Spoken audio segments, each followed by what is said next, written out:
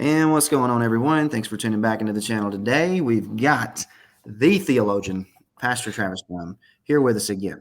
Travis, what's up, fella? What's up, buddy? Zach, I'm not the theologian. I don't know why you keep saying that, but Well, I am glad to be back with you, and I do hope that you don't get raptured out in the middle of the video this time. no, it happens. Sometimes you get raptured and come back. Lord figured out he didn't want me to send me back down. So Yeah, you got kicked out, didn't you? You are the theologian. I don't think people probably don't know the story. Travis was randomly walking around one day in Walmart, and a random pastor in our area came up to Travis with his wife and said, "Honey, this guy is the theologian. He is a theologian." Just emphatic. Travis never met the guy before in his life, so it was hilarious, and we've not let it go since. So I was just wondering who lied to him to make him believe that, but it was nice. yeah, he don't have good taste in theologians, evidently. So Obviously not. All right, we're here for part two. We're going to talk about some splits in the Olivet Discourse. And specifically, I guess we're just going to talk about one split in this video, and that's going to be in verse 29. And tune back into part one if you missed it. And don't forget to like and subscribe to the channel down below. The last video got a lot of good traction, and thanks for watching it. I appreciate you guys, and thanks for sharing it.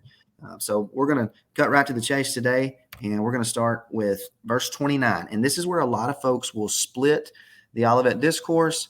I think it's crazy. I don't think it allows for it, but we're going to check it out anyway. Verse 29 in Matthew 24. Immediately after the tribulation of those days, the sun will be darkened, the moon will not give its light, the stars will fall from heaven, and the powers of the heavens will be shaken. Then the sign of the Son of Man will appear in heaven, and then all the tribes of the earth will mourn, and they will see the Son of Man coming on the clouds of heaven with power and great glory, and he will send his angels with a great sound of a trumpet, and they will gather together his elect from the four winds, from one end of heaven to the other. And we'll start at immediately. I think that's the place that needs to be stated, because whatever is fixing to happen here in 29, it follows that this is on the heels of what came before it. Travis, you agree with that?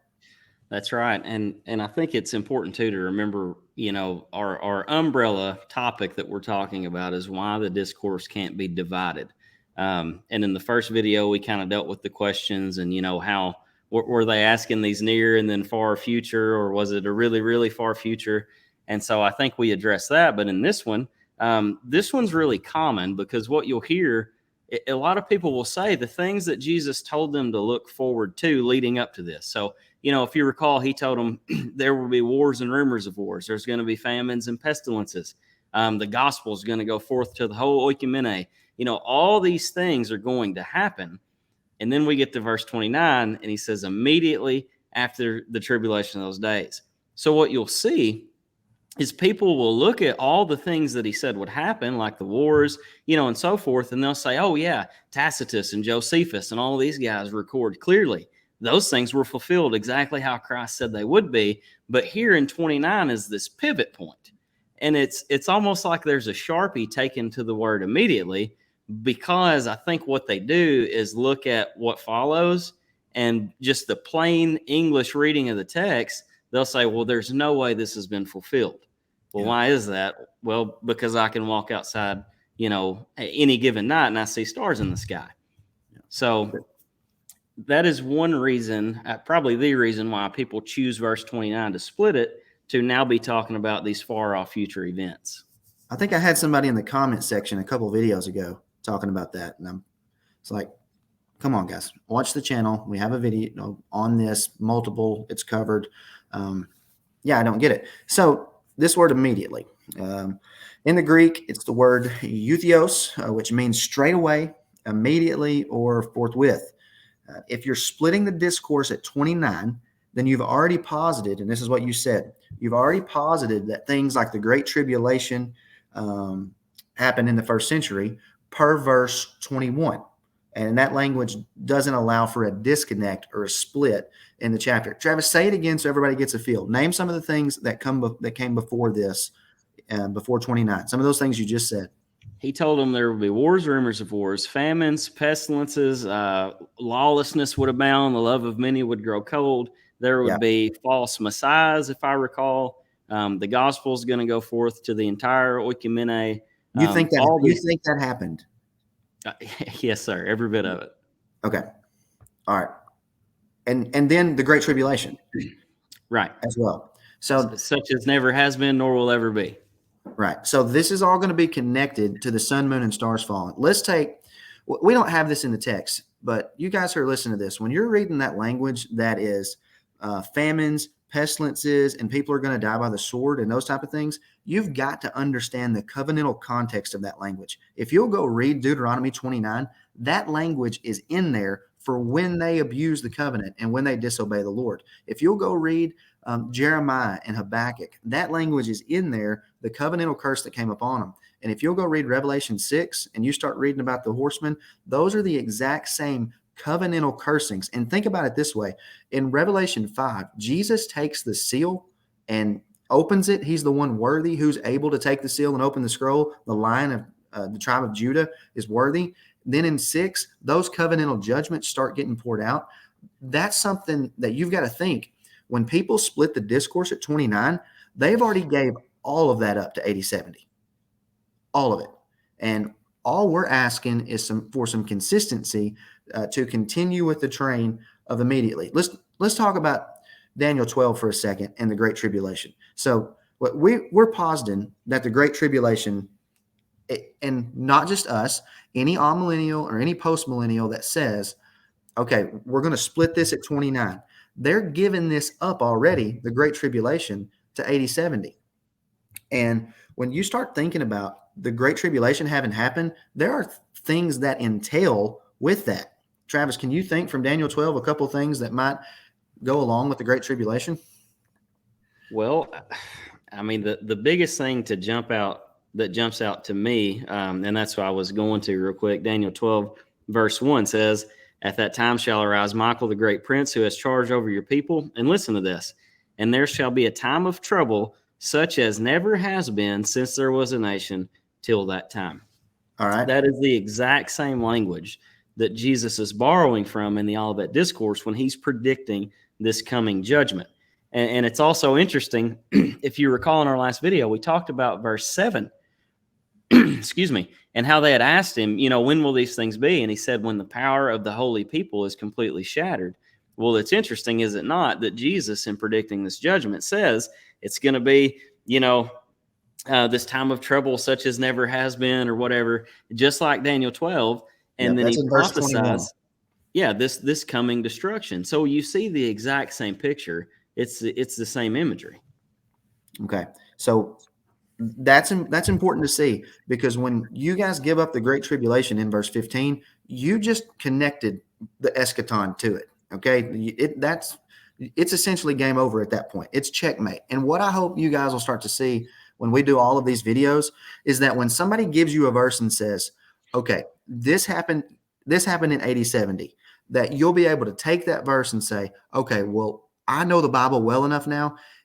If they give this up at 80-70, then I'm good enough to connect this biblically to other places to show how everything must happen 80-70. That's what happened for me. Is that what happened for you?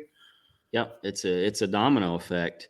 I go so far as to say, once you give one domino up, it logically follows that they will all fall. If you're consistent with the text and you use the language as it is used elsewhere, which we're about to get into. Yeah. But yeah, there's a reason people call certain eschatologies consistent eschatologies, right? Yeah. Or consistent preterism even, because it's consistent.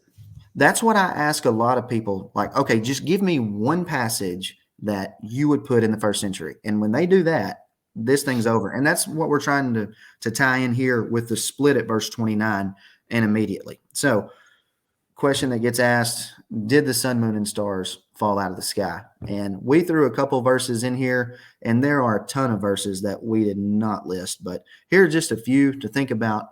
Israel, or the covenant creation, as the sun, moon, and stars. In Genesis 37:9, speaking about Joseph, it says, he dreamed still another dream and told it to his brothers and said, look, I have dreamed another dream, and this time the sun, moon, and 11 stars bowed down to me. Now, we know that's a reference to his mom, dad, brothers, and sisters, Jacob, his dad, and then his mom, and then the 12 tribes of Israel, because the immediate response from his family is, we're going to bow down to you. They knew exactly who that was about. We've got to think in this way.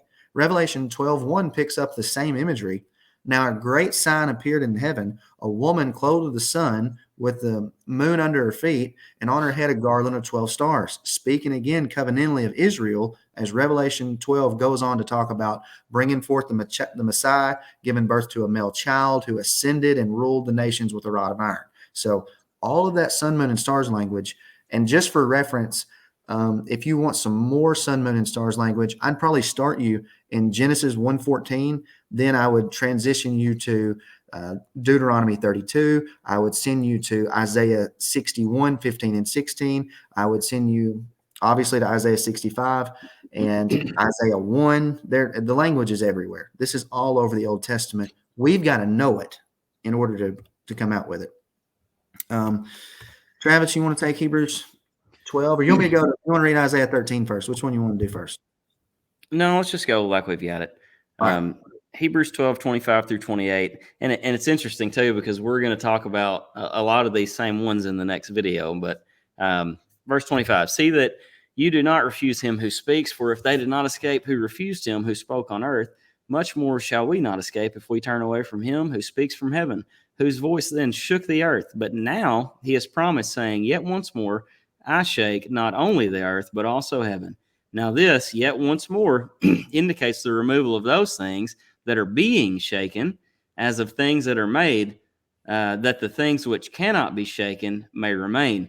Therefore, since we are receiving a kingdom which cannot be shaken, let us have grace, by which we may serve God acceptably with reverence and godly fear. All right, what's the context of all this? Because we've got the removal of heaven and earth here. I just literally 20 minutes before we got on this had somebody comment on there and say that Hebrews 12 said nothing about the passing of the heavens and the earth. He recanted that in a minute, but it's amazing how when you read the Bible, that'll happen. What's the context? The context is obviously the destruction of the physical cosmos, right? Yeah, that's immediately about to happen there when he wrote Hebrews 12.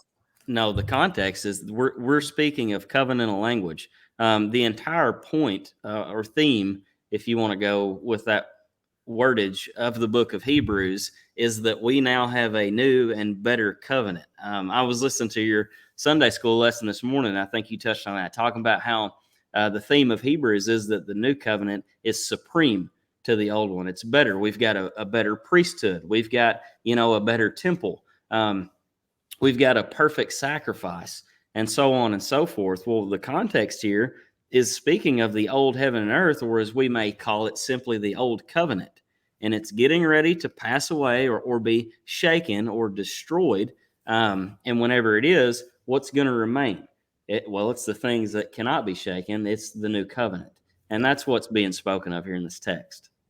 So when he quotes, I think it's Haggai 2:6 that gets quoted right here. That's right. Yet once more I shake not only the earth, but also heaven. So this is a reference covenantally, the way that the author of Hebrews uses it, to removing the old covenant so that the new covenant can inherit fully. That's Galatians 4. That's all over the place. And this is the same thought process of 2 Corinthians 3-7. And we've got to start understanding this. In 2 Corinthians, I think it's 5, it talks about how if our earthly tent is destroyed, and so many people are going to 2 Corinthians 5 saying, yeah, that's talking about mine and your physical body. And then it says, we have a house not made with hands, eternal in the heavens. Well, let's think about this for a second. If 2 Corinthians 5 is talking about physical bodies, then there's one waiting for them in the heaven. Then what about the one that they say is coming out of the ground? It's not, because the house made with hands is talking about the new Jerusalem that would come down in Revelation 21 once the old temple was destroyed. And that's the same context and language that gets used here. It amazes me how people do not see that. I think that, and I know that we're about to go to, is it Isaiah 13 is the next slide? Yeah. Yeah, just go ahead and go there. I think it's interesting that I think the biggest divide in the way that we understand these texts and what they're really pointing to is not taking just the literal English rendering.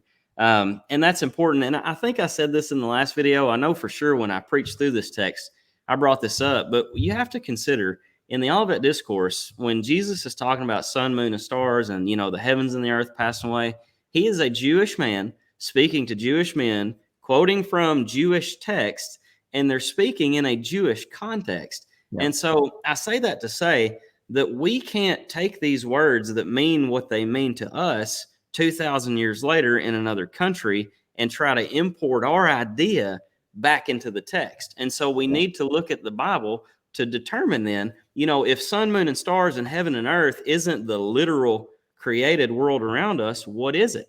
And just one example of this is as being pictorial language. I had in my notes Psalm 114, 1-4, and it says this: when Israel went out of Egypt, the house of Jacob, from a people of strange language, Judah became his sanctuary and Israel his communion. All right, so Israel left Egypt. Now listen to this. The sea saw it and fled. Jordan turned back. The mountains skipped like rams and the little hills like lambs. Yeah. So nobody's going to read that text and think, well, that literally happened. Yeah. Right? It's symbolic imagery. And the Bible uses this pictorial language about the natural earth doing unnatural things because it's reflecting a change in structure. And let me say this and then I'll be quiet again. But to this point, Dr. John Owen, he was a Reformed guy. I believe he was a Puritan, very popular guy among the Reform crowd. He took this view too, pertaining to this whole discussion. He said this in a sermon. He said, not to hold you too long upon what is so plain and evident, you may take it for a rule that in the denunciations of the judgments of God through all the prophets, heaven, sun, moon, stars, and the like appearing beauties and glories of the expectable heavens, they are taken for governments, governors, and dominions and political states. Yeah, that's excellent. Yep. So John Owen understood all this, cosmological terminology to really be referring to power structures and governments. Yeah. We get accused of playing fast and loose with the text. I just got accused of this today. Somebody told me, and they stole it from John MacArthur. They said, you're playing fast and loose with the text. And no, we're not playing fast and loose with the text, because people will ask me, they'll say, how do you know when to symbolize something? And here's the deal. You only have warrant to symbolize what the Bible uses in such a way. And here's what's interesting. When these guys get to the New Testament and they get to Matthew 24 and where we're at today in verse 29 and 30, and they rip this language out of the context like you were talking about, they're the ones that are playing fast and loose with the text and completely destroying all hermeneutics that are there. All right, let me read Isaiah 13. And this is a judgment on Babylon. And I think the heading in most Bibles is going to say God's judgment on Babylon.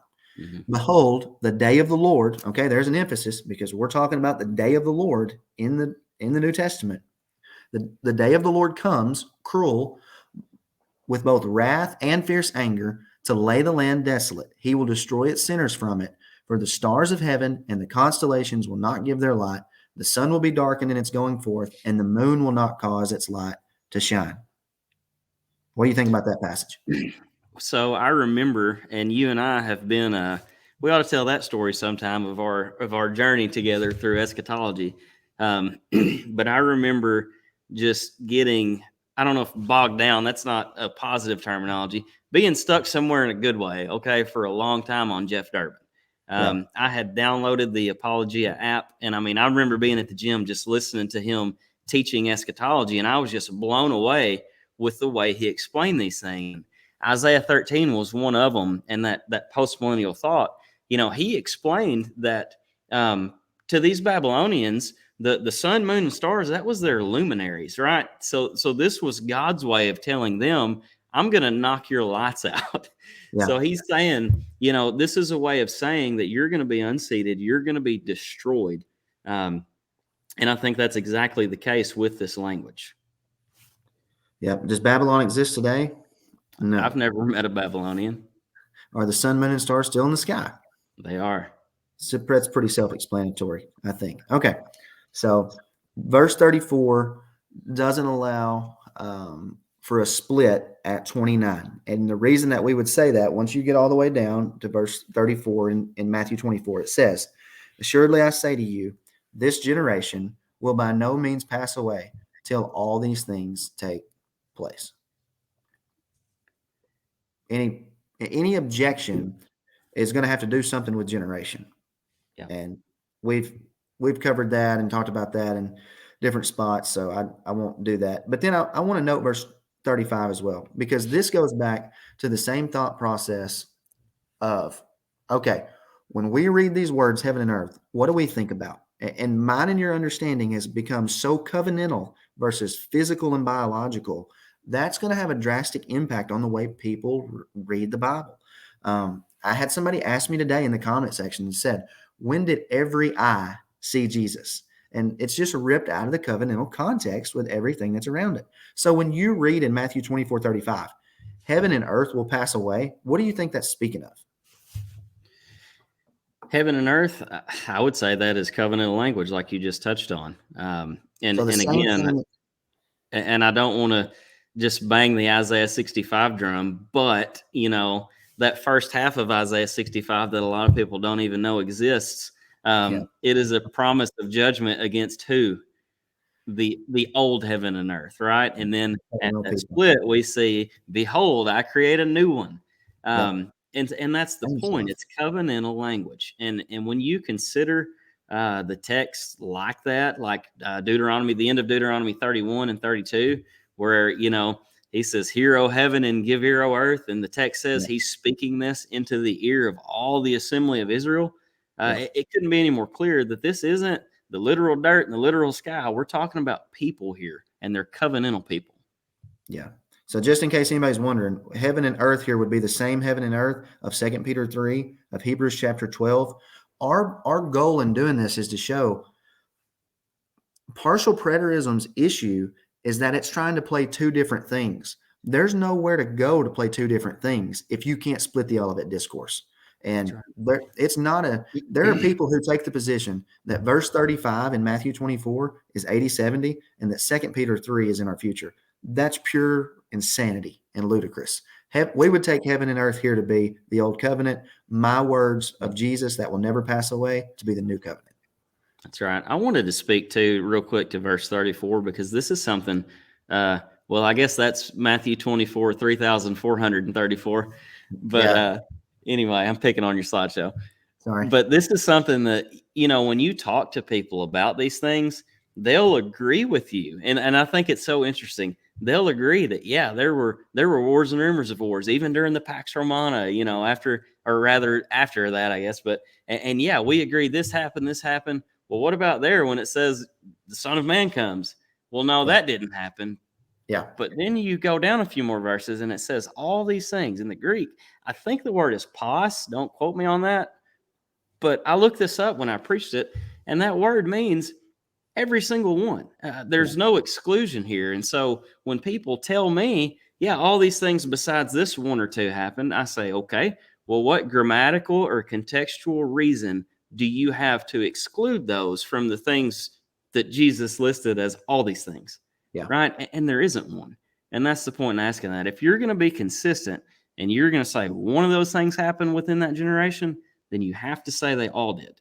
It's either all future or it's all past, and you can't play both sides of the fence. And what we'll do in the next couple of videos, I don't know when it'll be, we'll take these specific sections, like 29 to 31 is a huge section, because we're going to take 29 to 31 and we're going to show how it connects to 1 Thessalonians 4. And we're going to show how it connects to Matthew 25:31. If you put this in 80-70, it's ball game. It's over. And I think a lot of people know this, which is why they want to play it fast out of the gate in Matthew 24:3 and say, nope, it's two different questions. Well, the text doesn't allow it, and we're going to show you how it doesn't allow it.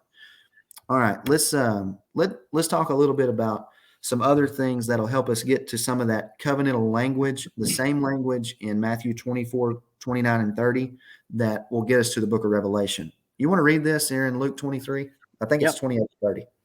It says, but Jesus turning to them. So let's, the context is Jesus is on his way to be crucified right now. Okay. And it says, but Jesus turning to them said, daughters of Jerusalem, do not weep for me, but weep for yourselves and for your children. For who? yourselves and for your children. That's key. For indeed, the days are coming in which they will say, blessed are the barren, wombs that never bore, and breasts which never nursed. Then they will begin to say to the mountains, fall on us, and to the hills, cover us. So Jesus is telling these ladies here, you and your children, right? So your generation is going to see this judgment, this day where people are saying it would have been better if nobody ever even had children, and they're begging for the rocks to fall on them. Yeah. Well, my problem is in Revelation chapter 6, I copied and pasted the exact same thing. So we're going to have to turn to Revelation 6. You got a Bible in front of you? I got a cell phone in front of me. All right.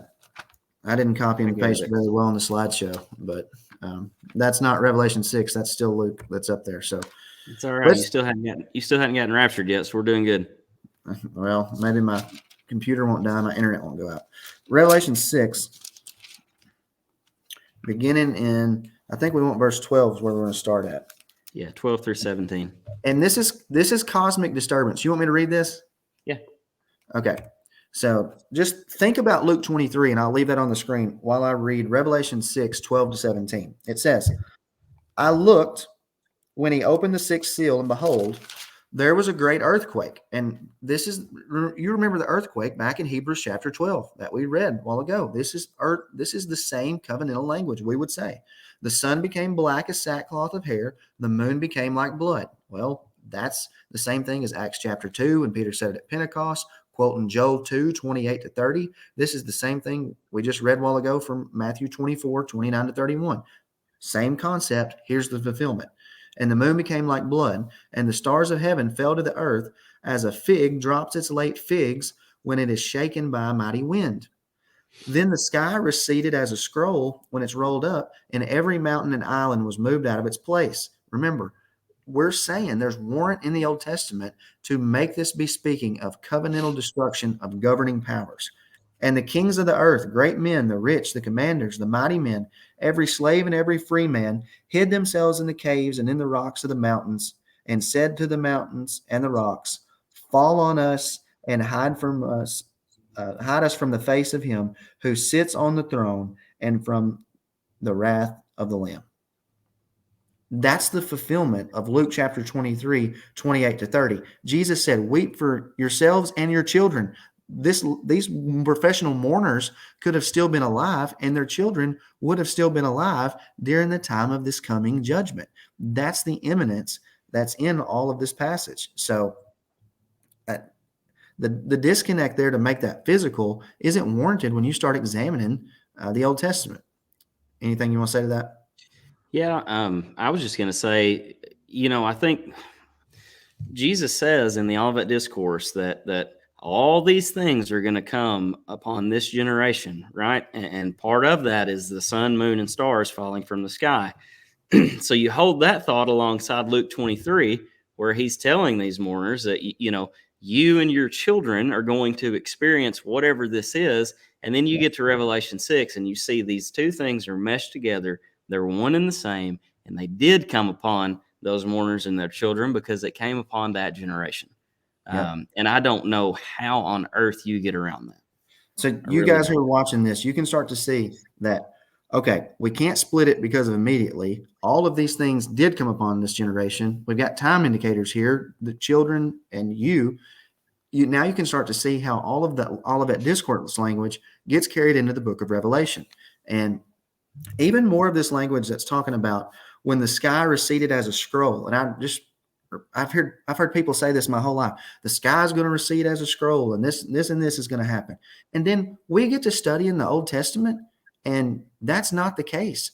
I put this in here. Isaiah 34:4 about the destruction of Edom says, all the host of heaven shall be dissolved, and the heavens shall be rolled up like a scroll. Now, have the physical heavens been rolled up like a scroll? No. Is Edom still around? No. And I didn't put it, and I should have put it in here, but the very next part about this talks about the figs and the leaves falling, and that's exactly what our text here says. As a fig drops its late figs when it's shaken by a mighty wind. That's the exact same language, and that was a picture of God sending judgment to all of that. That's Jesus uses a fig tree language in the Olivet Discourse between verse 29 and our next video. All right, let's read as it. well. So We'll close it.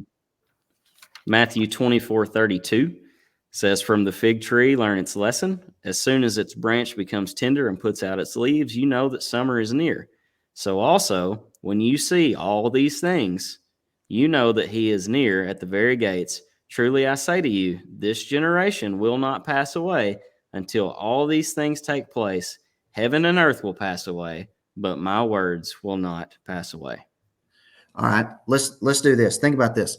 Remember John the Baptist said when they came out, "You brood of vipers, who warned you to flee from the wrath mellow about to come?" He said, "Bear fruits worthy of repentance." Israel was his vineyard. Okay, that's the same concept. Israel was his vineyard, but now Jesus said in John 15, "I am the true vine." So if a branch remains in me and I in him, he bears much fruit. So they've got to be connected to the true Israel, Christ Jesus. But Travis, look down at verse 33 at what you just said.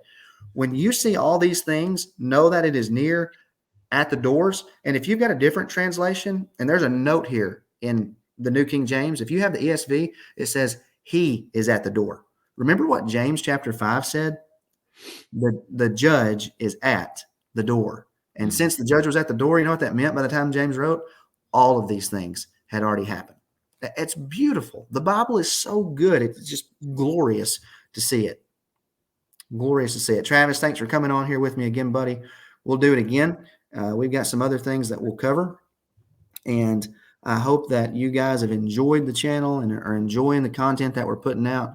Travis has been gracious to come on here, and I've only had to buy his lunch like 45 times in a row in order to get him to do it. It's not a big deal. I'm not upset about it. I'm not mad about it. But we're coming in hot for number 46, Tokyo House. Get ready. We're coming in. We're getting that peanut butter chicken and all of that shrimp they got up there. Thanks for watching. We'll see everybody soon. Take care.